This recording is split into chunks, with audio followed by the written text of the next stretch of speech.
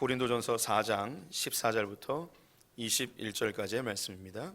한 절씩 교독하시겠습니다. 내가 너희를 부끄럽게 하려고 이것을 쓰는 것이 아니라 오직 너희를 내 사랑하는 자녀같이 권하려 하는 것이라. 그리스도 안에서 일만 스승이 있으되 아버지는 많지 아니하니 그리스도 예수 안에서 내가 복음으로써 너희를 낳았습니다. 그러므로 내가 너희에게 권하노니 너희는 나를 본받는 자가 되라. 이로 말미암아 내가 주 안에서 내 사랑하고 신실한 아들 디모데를 너희에게 보내었으니 그가 너희로 하여금 그리스도 예수 안에서 나의 행사 곧 내가 각처 각 교회에서 가르치는 것을 생각나게 하리라. 어떤 이들은 내가 너희에게 나아가지 아니할 것 같이 스스로 교만하여졌으나 주께서 허락하시면 내가 너희에게 속히 나아가서 교만한 자들의 말이 아니라 오직 그 능력을 알아보겠으니 하나님의 나라는 말에 있지 아니하고 오직 능력에 있음이라. 너희가 무엇을 원하느냐 내가 매를 가지고 너희에게 나아가리야. 사랑과 온유한 마음으로 나아가리야. 아멘. 오늘도 주님의 보좌 앞으로 나오신 성도님들에게 하나님의 은혜와 평강이 함께 하시기를 축원드립니다. 옆 사람에게 반갑게 인사하겠습니다. 하나님 당신 편이십니다. 감사합니다. 오늘은 어버이 주일입니다. 모든 어버이 분들께 하나님의 은혜와 축복이 있길 다시 한번 축원드리면서요. 어버이 주일은 이제 시작된 지 이제 120여 년 정도 되었습니다. 성경에는 나와 있지 않는 이제 이렇게 절기지만 교회가 정하여서 지키고 있습니다. 이 어버이 주일은 어린이 주일, 즉 어린이 사역, 주일학교 사역과 맞물려서 시작이 되었습니다. 미국의 이제 버지니아주의 웹스터 교회라는 곳이 있었는데요. 여기에 앤 자비스라는 그런 주일학교 선생님이 계셨어요. 이분이 26년 동안 주일학교 사역을 하였는데 이 제자들이 앤 자비스 선생님이 돌아가신 이후에 이분의 사랑을 기념하고 기억하면서 조그만 이제 추모식을 준비를 하였습니다. 그때 이 앤 자비스의 딸인 안나 자비스라고 있었는데요. 플로리다 펜실베니아에 살고 있었습니다. 여기서 이제 이 추도식이 있으니 와서 좀 참석해 달라고 부탁을 해서 오게 되었습니다. 그러면서 이제 순서 중에 어머니에 대한 이야기를 좀 해달라는 그런 순서가 있었습니다. 그러자 어머니가 평소에 십계명에 내 부모를 공경하라라는 그 말씀을 강조하였고, 그리고 자신이 어머니에게 어떻게 이제 공경을 하였는지 이야기하면서 꽃 한 송이를 무덤에다가 올려놓았어요. 이때 이 꽃이 카네이션이었습니다. 이 안나 자비스의 이 이야기를 들었던 앤 자비스의 이제 제자들이 그것에 큰 감명을 받고, 야, 우리도 내 부모를 공경하라는 이 십계명의 말씀을 삶에서 좀 실천해 봐야겠다 하면서 집에 돌아가서 이제 실천을 조금씩 하게 되었습니다. 근데 이 소식이 이제 주변에 알려지면서 그리고 우리도 평생 고생하신 어머님에게 좀 공경의 표시로 좀 뭔가를 해야겠다라는 그런 이제 자그마한 운동들이 일어났어요. 그래서 이것이 이제 다른 동네에도 소문이 나게 되었고, 이제 자발적으로 어머니에 대한 사랑을 표현하는 운동들이 일어나게 되었습니다. 그러면서 이제 이것이 이제 날을 정하여 한번 지켜보자 해서 동네마다 교회를 중심으로 어머니의 날이 만들어지게 되었습니다. 이 어머니의 날이 전국적인 그런 홍보를 일으킬 수 있었던 사람이 지난주에 보았던 이 주일학교 운동의 미국의 아주 중요한 인물이었던 존 워너메이커라는 사람이 이제 오늘 또 등장을 해요. 존 워너메이커가 자기 이제 백화점에 시카고와 그리고 일리노이주에 있는 많은 훌륭하신 어머님들을 이제 모아서 큰 행사를 갖게 됩니다. 이것이 이제 뉴스에 나오게 되었고, 그리고 다른 주에도 막 소문이 나면서 맞다, 이제 1차 세계대전 때에 많은 어머님들이 아들들을 전장에서 잃어버리고 그 어려운 대공황 이전에 이제 산업화 되어지는 과정 속에서 어머니들의 수고가 참 많았다 하면서 이 어머니들을 이제 기리는 문화들이 벌어집니다. 그러다가 1914년 미국 의회에서 5월 둘째 주를 이제 어머니 날로 이제 정하게 됩니다. 그리고 후에 이 어머니만 고생한 게 아니다. 아버지들을 소외시키면 안 된다. 그래서 어버이날로 이제 확대가 되어지죠. 미국에 이제 선교사님들이 한국에 오면서 자연스럽게 이 어머니 날도 이제 같이 들어오게 되었는데요.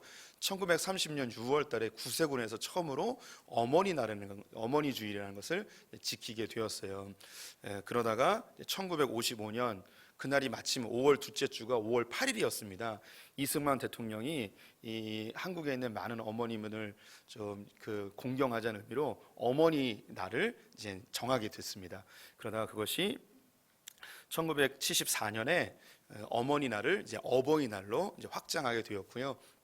한국 교회에서는 1960년에 어버이 주일을 처음으로 만들어서 지금까지 이어지고 있죠. 우리 믿음의 선배들이 이제 어버이 주일을 만들면서 자연스럽게 두 가지를 강조하게 됩니다. 우리 육신의 부모님에 대해서 공경하자는 의미가 담겨 있고, 또 우리 이제 부모 세대들은 좋은 부모가 되자는 그런 의미가 담겨져 있겠죠. 오늘은 그 중에서 좋은 부모가 되는 방법에 대해서 한번 알아보고자 합니다. 그래서 좋은 부모가 되고자 하는 그런 마음을 갖고, 또 성경이 원하는 좋은 부모의 모습이 어떤 것인지 말씀을 통하여 한번 살펴볼게요. 오늘 본문 15절 말씀 같이 읽어보겠습니다. 함께 읽겠습니다. 그리스도 안에서 일만 스승이 있으되 아버지는 많지 아니하니 그리스도 예수 안에서 내가 복음으로써 내가 너희를 낳았음이라. 오늘 고린도전서는 사도 바울이 기록하였는데요. 바울이 이야기하기를 그리스도 안에서 교회 안에 스승이 많이 있다, 일만 스승이 있다. 그런데 아비는 많지 않다 이야기하면서 우리가 지향할 것은 아비이다라는 것이죠. 그래서 아버지와 스승, 이게 어떤 차이가 있는지 한번 알아볼 필요가 있는 것 같아요. 우리 성도님들 살면서 기억에 나는 선생님들이 좀 계십니까? 인생 중에 많은 선생님, 스승들을 만나게 됩니다. 적어도 이제 초등학교를 나오면 6명의 선생님을 만나게 되고요.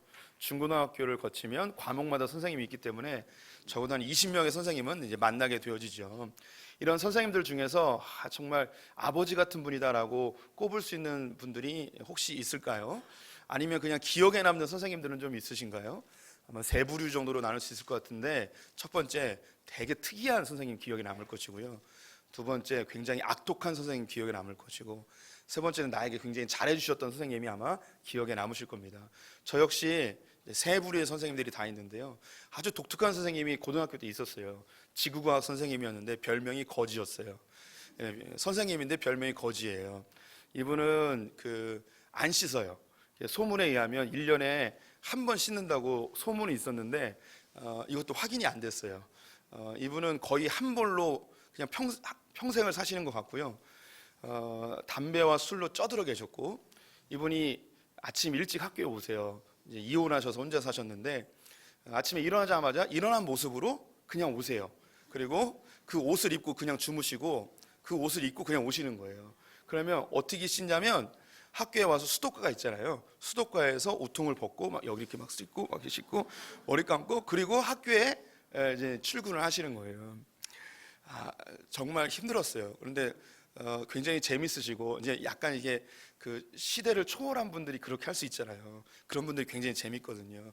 굉장히 재밌었는데 별명은 거지셨어요. 아주 특이하죠. 제가 후에 졸업한 이후에 들으니 이 선생님이 잘렸다는 이야기를 듣게 됐어요. 그리고 아주 악독한 선생님이 계셨어요. 이분은 삼천교육대 아시죠? 여기 교관이셨어요. 그래서 교련 선생님이었는데 제 친구가 한번 맞았는데 이 머리 목부터 발 뒤꿈치까지 하얀색 살이 안 보였어요. 조그만 이 지휘봉으로 때렸는데 요즘 언어로 조근조근 때린 거예요. 정말 대단하게 그렇게 때리기도 쉽지 않아요. 한 번은요, 이 교련 시간에 말을 안 듣는 사람이 있었는데, 옛날 교련 시간에 M16 총이 이제 플라스틱으로 된 게 있어요. 가짜 총을 있는데 이걸 입에다 집어넣은 다음에 입천장을 북북 긁어요. 그러면 피가 죽죽 나오죠. 이랬던 선생님이에요. 너무 이렇게 힘들어하지 마세요. 성도님들의 이야기가 아니니까. 근데 이분이 놀랍게도 교장 선생님까지 됐었어요. 기억에 남는 분이죠. 그러면 제 마음속에 감동을 주는 선생님은 있었냐? 제가 중학교, 고등학교를 같은 재단에서 다녔는데요. 담임 선생님이 4년 동안 똑같았어요. 중학교 1학년과 고등학교 3년 동안 담임 선생님이 똑같았어요. 이 선생님한테 저는 5년 동안 영어를 배웠어요. 영어를 그래서 제가 잘 못해요. 다른 선생님을 좀 만났으면 좀 잘했을까 싶은데, 그러면 제가 4년 동안 담임이었고 5년 동안 영어를 배웠으니까 제일 많이 배운 분이잖아요. 그럼 이분이 기억에 남고 마음에 좋은 감정으로 남을까? 그렇진 않아요. 오히려 저는 이제 기독학생회라는 걸 하였는데, 이 기독학생회 담당 선생님이 계셨어요. 이분은 청학동 출신이세요. 그래서 청학동이라 초등학교, 중학교, 고등학교를 안 나오셨어요.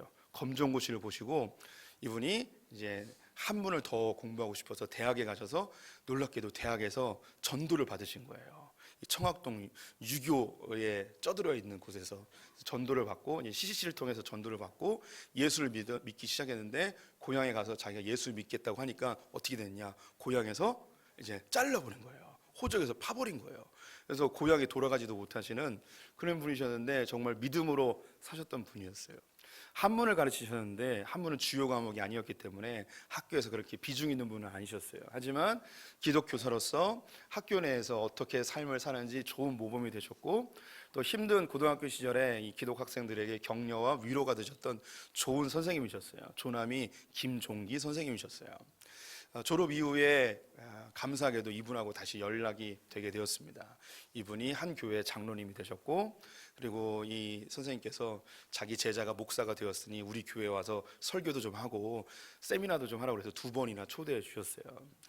지금도 이제 연락을 하고 지내는 좋은 선생님이고, 또 제가 책을 내면 또 선생님에게 보내드리고, 그런 좋은 관계를 아직도 유지하고 있습니다. 같은 믿음의 사람이기도 하였지만 좋은 신앙의 모범을 보이셨기 때문에 제 마음속에 따뜻한 분으로 남아 계시죠. 우리 성도님들은 어떠세요? 이런 마음에 따뜻함을 주는 그런 선생님이 좀 계신가요? 어쩌면 그런 선생님들은 마치 어머니처럼, 아버지처럼 우리에게 기억되는 분들이라 생각이 듭니다. 오늘 바울은요, 스승은 많지만 아비가 적다, 이 이야기는 뭐냐면 아비가 되라는 거죠. 그럼 스승과 아비의 차이점이 무엇일까? 오늘 3가지 정도 나눠보고 싶습니다. 오늘 본문 15절 다시 한번 읽어보도록 할게요. 함께 읽습니다.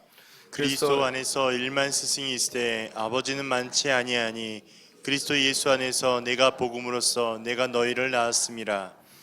네, 스승과 아비의 차이점 첫 번째는 뭐냐면, 아비는요, 낳았어요. 해산의 고통, 양육의 고통을 감당하는 자입니다. 스승은요, 1년 혹은 정해진 기간 동안 가르치면 끝나요. 낳을 필요가 없어요. 해산의 수고와 양육의 수고를 감당할 필요가 없습니다. 가르치면 끝나요.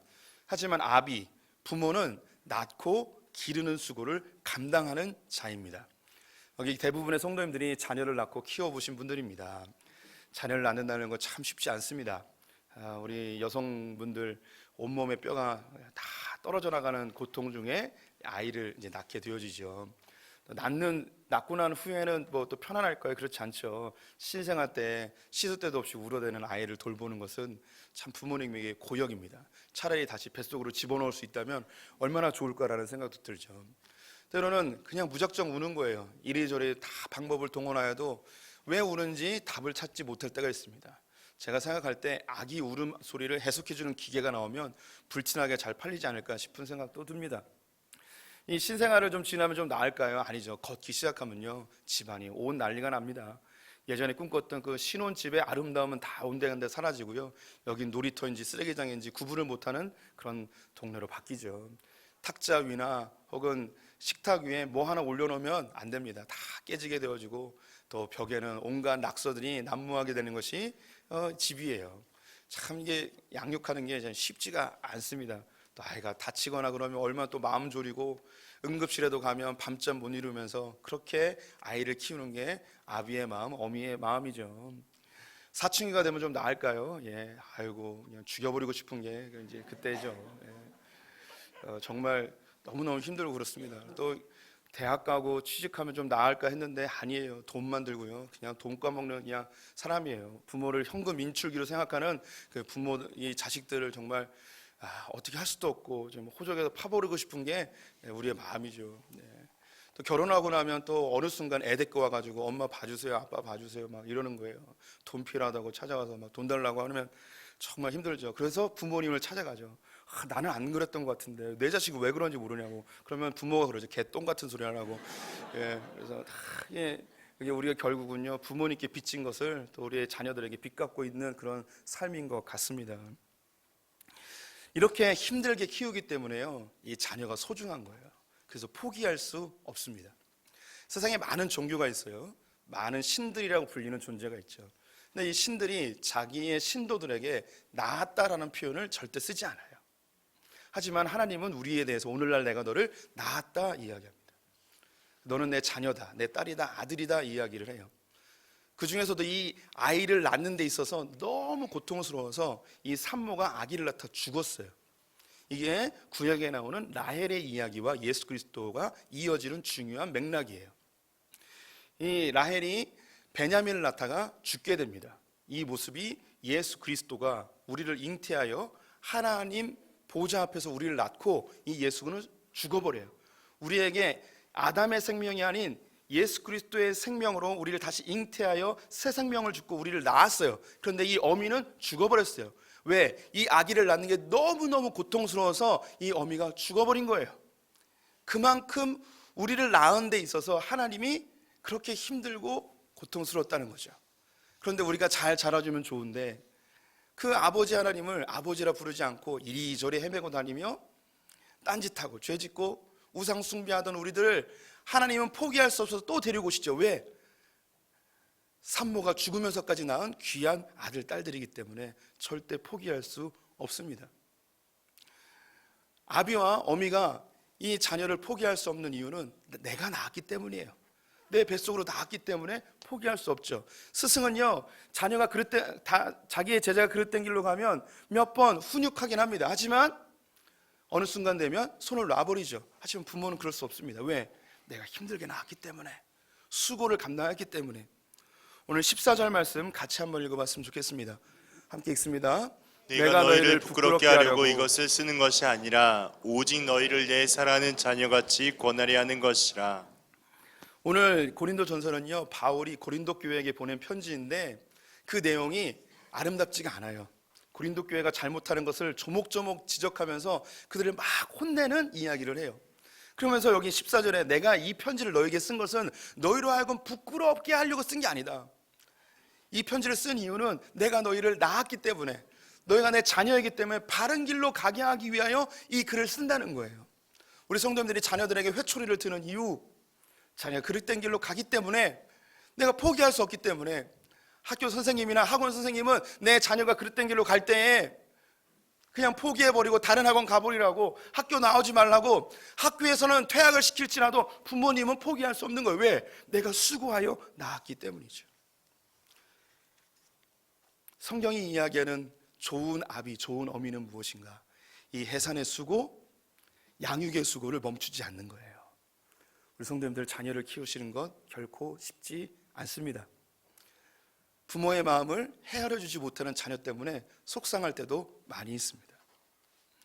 내가 원하는 길로 가지 않고 분명히 그 길로 가면 고통이고 시련이고 큰 절벽에 떨어지는 것 같은 위험이 있는 걸 내가 뻔히 보고 있기 때문에 자녀와의 관계가 이그러질지라도, 자녀의 마음에 상처가 될지라도 바른 길로 가게 하는 그 애씀이 우리 성도님들에게 있는 것이죠.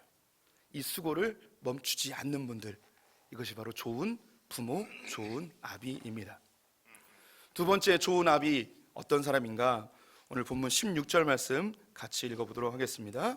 시작. 그러므로 내가 너희에게 권하노니 너희는 나를 본받는 자가 되라. 예, 두 번째 바울이 좋은 아비가 어떤 자인지 설명해 주고 있습니다. 그것은 모범을 보이는 자입니다. 스승은요, 가르치는 것으로 멈출 수 있습니다. 하지만 부모는 그 가르친 것을 반드시 삶으로 모범을 보여야 하는 자들입니다. 학원 선생님이 가르친 것에 대해서 모범을 보이지 않아도 그 누구도 욕하지 않습니다. 학교 선생님이 가르친 것과 자기의 삶이 다를지라도 크게 비난하거나 학교에서 자르진 않습니다. 오히려 자기가 가르친 것과 자기의 삶이 같은 분들을 참 스승이다 이야기하지만, 하지만 부모는 여기서 예외 사항입니다. 부모는 반드시 자기가 자녀에게 가르친 것을 삶으로 모범을 보여야 하는 것이죠. 우리가 흔히 자녀들은 부모의 뒷모습을 보고 배운다고 합니다. 귀로 배우지 아니하고 눈으로 배우는 것이 자녀들이죠. 알코올 중독자인 아버지가 자녀를 데려놓고 너희는 절대 술 먹으면 안 된다, 너희는 절대 아빠처럼 살면 안 된다라고 가르친다면 그 누가 귀담아 듣겠습니까? 예수님께서 참 그 멋지신 게 뭐냐면 우리에게 가르친 것뿐만 아니라 당신이 직접 삶의 모범을 보이셨다는 거예요. 내 이웃을 사랑하라 멈추지 않고 여기서 직접 사랑하는 모습을 보이십니다. 죄인까지도 사랑하시며 자기를 십자가에 달려 죽으시는 모습을 우리에게 친히 모범을 보여주셨죠. 우리 성도님들 이게 살면서 이제 부모님들 생각, 우리 여성분들은 엄마 생각 많이 나고 남성분들은 아버지 생각 많이 나죠.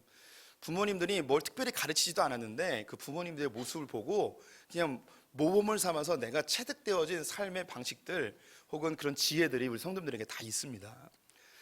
저도 이제 아들 셋을 키우고 있는데요. 자녀를 키우면서 시간이 지날수록 신기한 게 자꾸 아버지 모습이 생각이 나는 거예요. 자녀들을 이렇게 혼내거나 뭔가 가르쳐야 될 때 저희 아버지가, 저도 3남매인데 늘 이게 그 아버지는 소파에 앉아 있고 밑에 무릎 꿇고 앉아놔요. 그리고 아버지가 말하는 걸 좋아하셨어요. 술 먹으면 더 많이 하세요. 그러면 1시간, 2시간씩 무릎 꿇고 놓고 계속 얘기하시는 거예요. 했던 얘기 또 하고 했던 얘기 또 하고. 그런데 제가 어느 날 제 아들 3명을 소파에 앉혀놓고 제가 막 얘기하고 있어요. 얘기하면서도 자꾸 아버지 생각이 나는 거예요. 그리고 이제 자녀들에게 무언가 알려주고 뭔가 길을 제시해 줘야 될 때 문득문득 아버지의 모습이 자꾸 떠오르게 되어집니다. 아버지에게 저에게 많은 것을 가르치진 않으셨어요. 하지만 아버지가 갖고 있었던 그 성품이나 성향들이 저에게 많이 전달이 되었습니다. 유전적인 게 아니고 보고 배운 것이에요.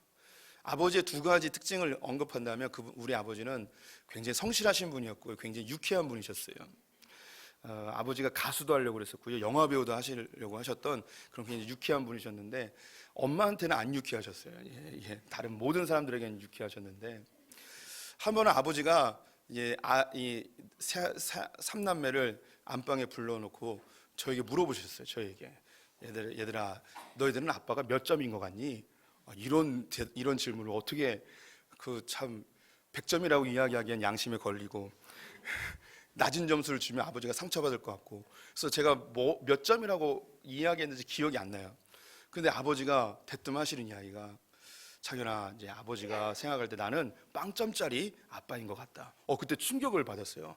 자기를 잘 깨달으시는 아버지에 대해서 참 충격을 먹었는데, 근데 거기에 맞습니다라고 표현할 수 없잖아요. 근데 아버지가 빵점이라고 했던 것에 약간 충격을 받았어요. 그런데 아버지 빵점이긴요. 그래도 좀 몇 점 되지 않습니까? 뭐 이렇게 대답했던 것 같아요.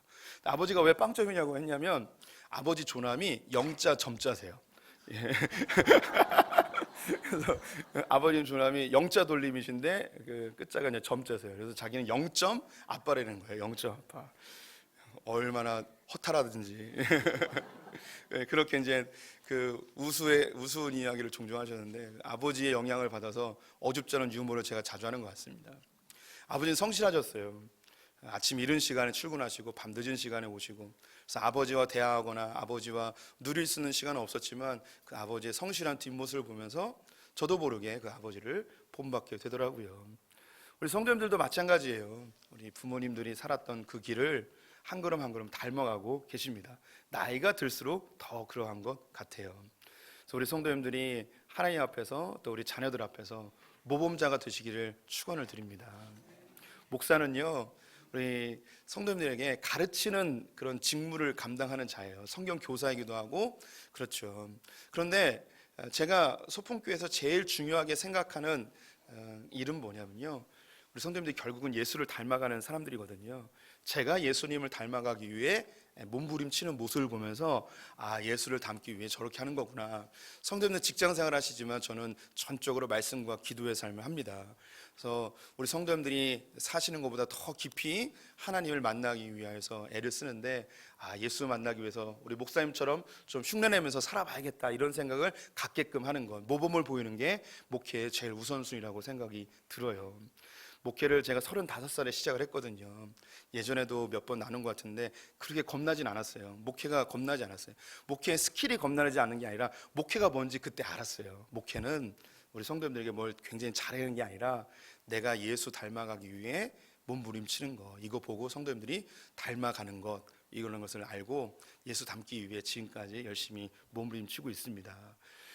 우리 성도님들도 이제 우리 자녀들 앞에서 좋은 부모가 되기 위하여 몸부림치는 것, 그게 하나님의 사람으로서 바르게 사는 거예요.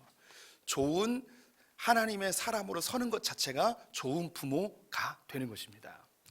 오늘 이제 세 번째 바울이 이야기하는 좋은 부모가 어떤 자인가, 20절 말씀 같이 읽어보도록 하겠습니다.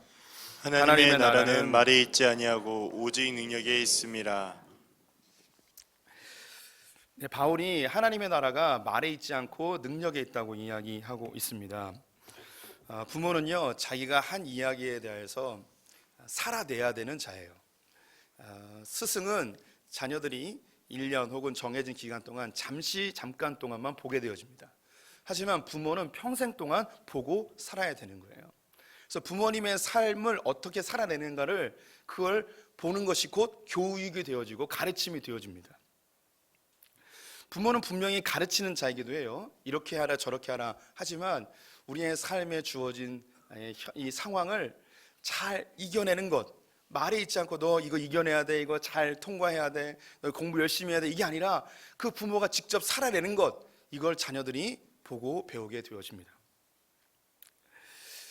제가 이제 한국 사회에 대한 안타까운 모습들이 여러 개 있지만 그 중에 가정 내에서 제일 안타까운 것을 꼽으라면, 우리가 살다 보면 많은 어려움이 있고요, 또 갈등도 있고 시련이나 고통을 당할 때가 있어요.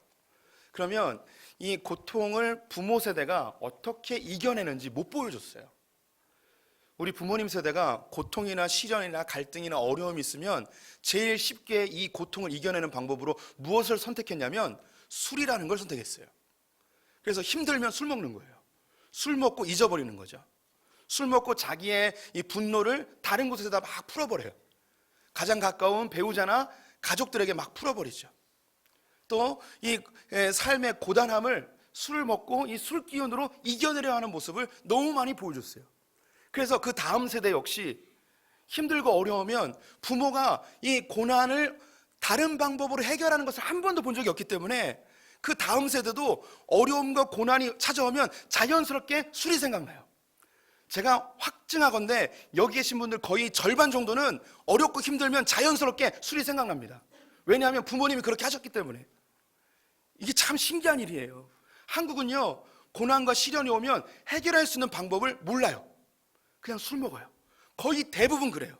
이게 제일 안타까움 중에 하나예요. 고난과 시련을 술이 아니고도 해결할 수 있는 방법이 많이 있는데 다른 방법을 몰라요. 왜? 부모님이 그렇게 살아오셨기 때문에. 또 때로는 부부와의 갈등, 가족 내의 갈등, 형제와의 갈등이 있으면 어떤 분들은 도망가 버려요. 숨어 버려요. 그러면 이것을 자녀들이 이 갈등 속에 처했을 때 내 부모가 숨어버리고 어디로 떠나버리는 모습을 보다 보니까 이 갈등을 견디지 못하고 숨어버리는 현상이 나타나게 됩니다.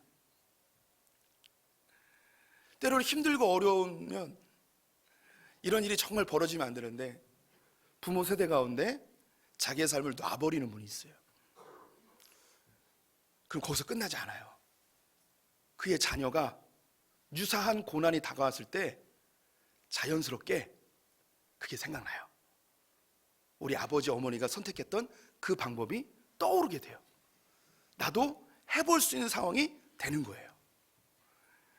그래서 우리 성도님들이요, 아무리 힘들고 어려워도 삶을 살아내야 돼요. 유서 쓰죠, 유서. 아들아 딸아, 아비는 바보 같아서 그냥 가지만 너는 꼭 잘 살아야 된다. 아니에요. 이렇게 유서 쓴다고 자녀가 잘 살지 않아요. 유서를 안 쓰더라도 그 고난과 시련의 과정을 잘 통과해내고 이겨내는 것, 이 모습을 보여줘야 되는 거예요. 아무리 힘들어도 견뎌내는 걸 보여줘야 되는 거죠.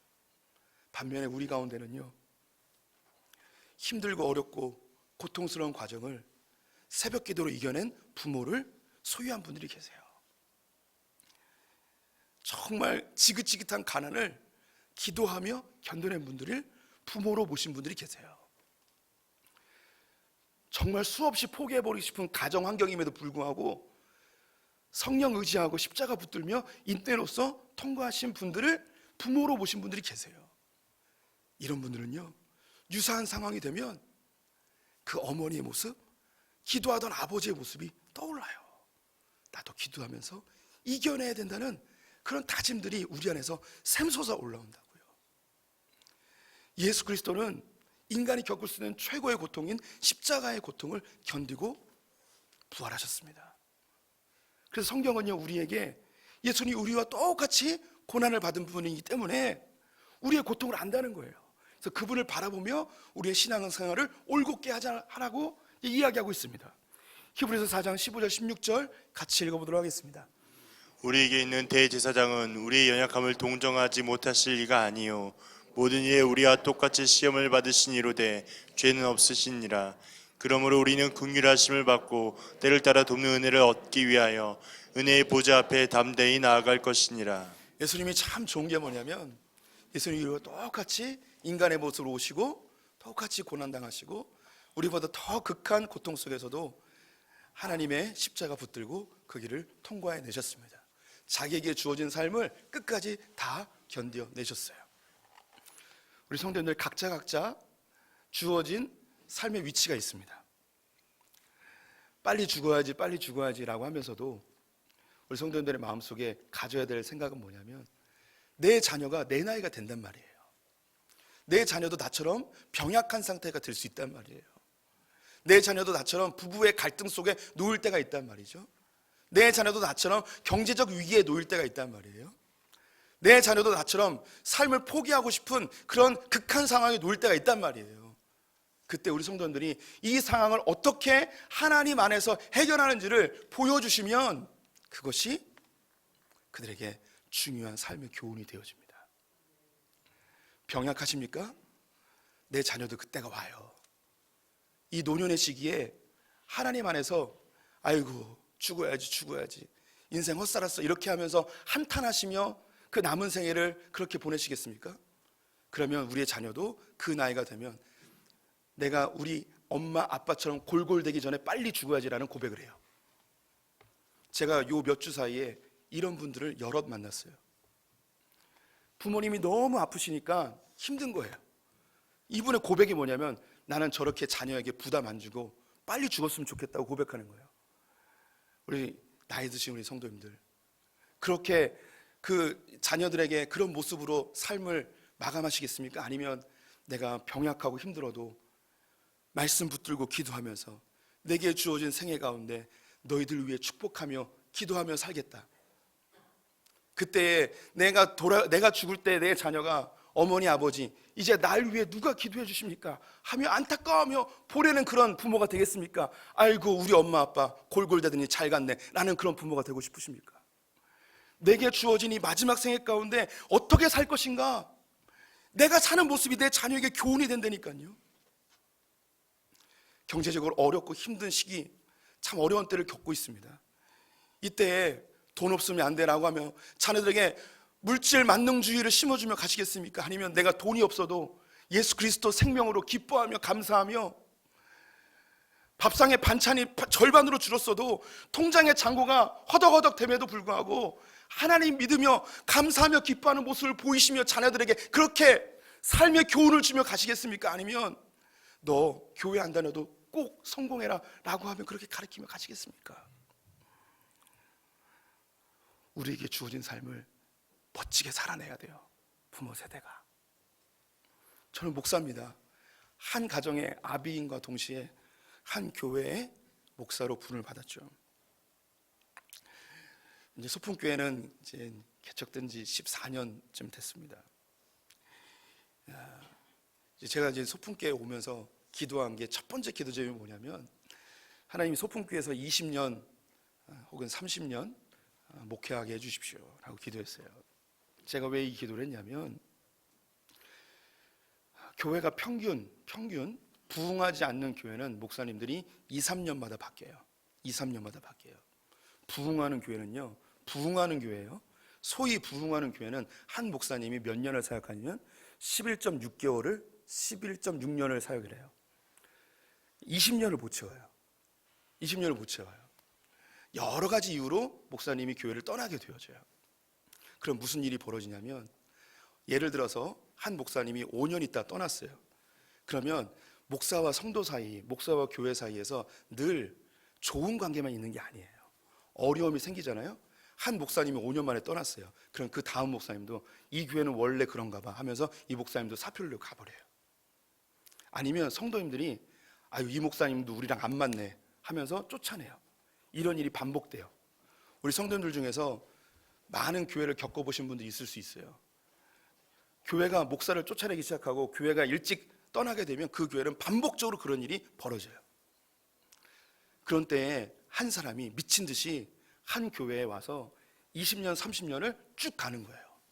누가 뭐라고 그래도 하나님 앞에 범죄하지 않는 그 신앙의 그 본질을 찾으면서 끝까지 가면요, 성도들이 무슨 마음이냐, 아 목사님이 한 번 오면 이렇게 20, 30년 있는 거구나 라고 이게 기준이 돼요.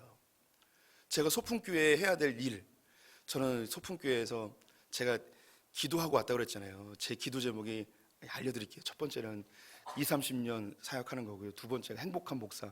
떠날 때 그 넥타이 끌어당기면서 떠나는 거 아니고 그냥 세이 굿바이 하면서 이게 잘 떠나는 거. 예. 세 번째는 지치지 않을 정도 유명해지는 거. 이 세 가지가 기도 제목이었어요. 제 기도 제목에 교회가 부흥하거나 교회가 성장하는 건 없었어요. 첫 번째가 20, 30년 하는 거거든요. 제가 소풍교회에서 해야 될 가장 중요한 역할이 뭐냐면 한 목사가 와서 적어도 20년은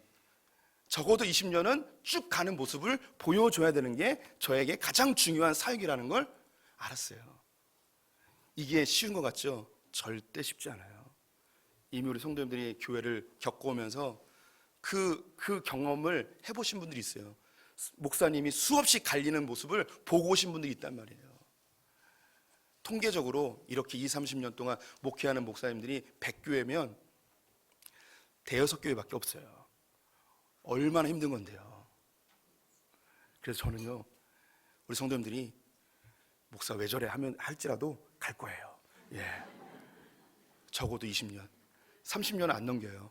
예. 걱정하지 마세요. 예. 목사님이 떠날 때 아유, 왜 가세요라고 할 때 떠날게요. 아유 잘 갔네 이렇게 떠나지 않고 살아내는 거예요.